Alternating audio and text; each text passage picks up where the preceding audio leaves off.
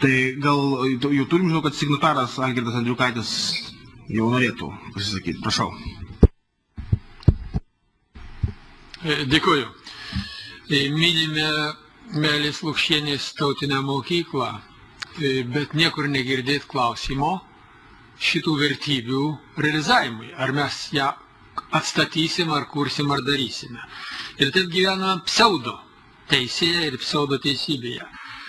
Jungtinės Amerikos valstybės, kaip rašo Bžežinskis savo naujoje knygoje, yra tokiai padėti, kai buvo Sovietų sąjunga 89 metais prieš žlugimą. JAF vyriausias valstybės kontrolės Davidas Valkeris nurodo, kad JAF yra dideli požymiai tokie, kai buvo Romos imperijai prieš ją žlungant. Vakarai, atrodo, pacituosiu Šventojo Sosto apaštalinį nuncijų Lietuvoje arkivyskupą Luidžį Bonazį. Lietuvoje pasakęs taip ir. Deja, mes turime atsižvelgti į tai, kad mūsų Europos visuomenė, kuri pasak daugelį yra viena laimingiausių visuomenių pasaulyje, iš tiesų yra mažėjanti, nerimą kelianti ritmu, besitraukianti visuomenė. Atrodo, kad tai pavargusi visuomenė, kuri nori pasišalinti iš istorijos. Kodėl? Ir todėl mūsų mąstymas, aš kaip iš senesnių laikų, visada rėmėsi, kad vakarų vertybės, kas tai yra tos vakarų vertybės. Tai yra labai abejotinos, kas dabar mums jas čia teigia ir čia pranešės apie tai yra ir paminėję. Norėčiau priminti ir mūsų profesorę Ritą Šerpytytę, kuri aiškina, kad Lietuvos būklė yra tokia, kad kritinė masė yra jau pažeista, jeigu nesusigriebsime, to jau pat nebus ko atstatinėti. Jie kalba apie plintantį debilizmą.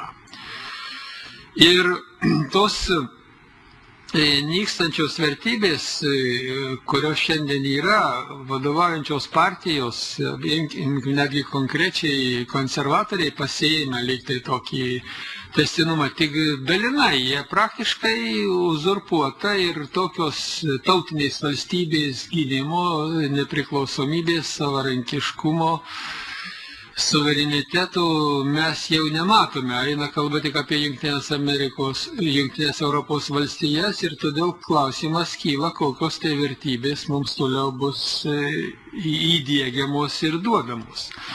Netgi kinai šiandien kalba apie tai, kad jų vadas Sin Dzinpinas pasakė neseniai, kad nei vienas mužikas tarybinės santvarkos negynė. Ir šiuo metu iš 80 komunistų partijos milijonų narių jie ruošiasi palikti 50, nes reiškia jų laukia toks Sovietų sąjungos likimas. Mes einame šiandien Lietuvą, jeigu ne vieno žmogaus, lietuvių tautos ir Lietuvos valstybės, suverenios valstybės situacija yra katastrofiška.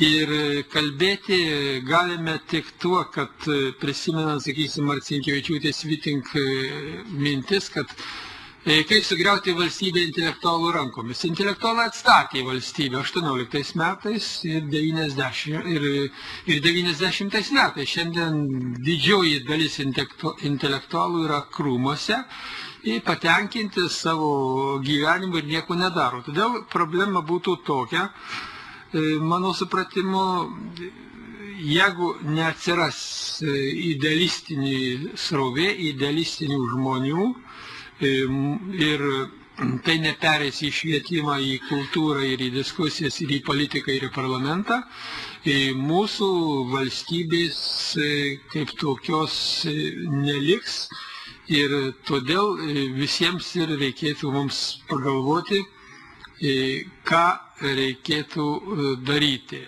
Nes kaip buvo parašyta Meilės Lukšienės koncepcija apie tautinę mokyklą, jei eisime konformizmo kelius, skubėsime paskui kiekvieną naujovę, gresia savęs praradimas ir Lietuvos praradimas. Ačiū.